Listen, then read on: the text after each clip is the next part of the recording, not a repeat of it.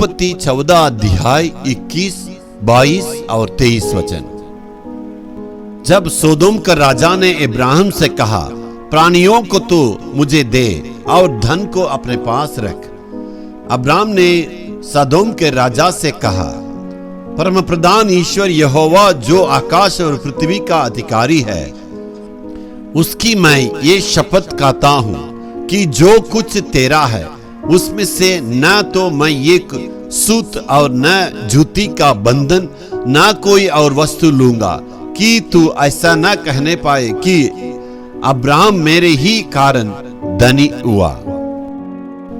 इब्राहिम ने सोदोम की राजा से कहता है, मुझे सोदोम की कोई वस्तु नहीं चाहिए, यहां तक वहां की जूती की एक पिता भी नहीं चाहिए। इसका मतलब वहां की चाल चलन से नफरत रखता हूं।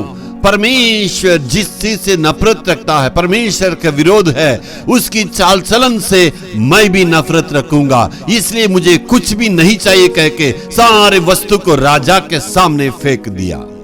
इसलिए पैसा, वस्तु, इस पर कोई मन लगाव नहीं होना चाहिए। यदि परमेश्वर आपको विश्वास करेंगे तो कितने करोड़ रुपया भी आपके लिए वो दे सकते हैं। यदि परमेश्वर आपको विश्वास योग्य समझेंगे तो करोड़ों करोड़ों पैसों को, रुपयों को आपके चरणों में लाके रख देंगे।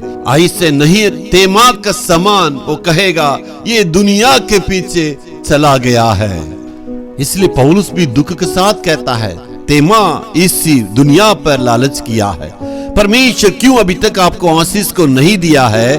परमेश्वर आपसे ज्यादा प्रेम किया। यदि आप धन देने से परमेश्वर से दूर हो जाएंगे कह के उन्होंने आपके लिए आशीष को अभी तक नहीं दी है।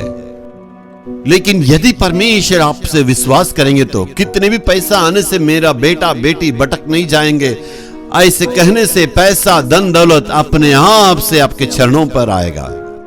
परमेश्वर को अनुकरण करने के लिए कोई भी वस्तु रुकावट का कारण नहीं होना है।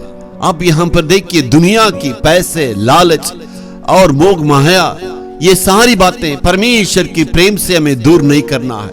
परमेश्वर का जानने के लिए पैसा, इस धन दौलत को हमेशा आपको दूरी बना के रखना है। इसके लिए एक अच्छा नमूना है इब्राहिम। Hallelujah, hallelujah.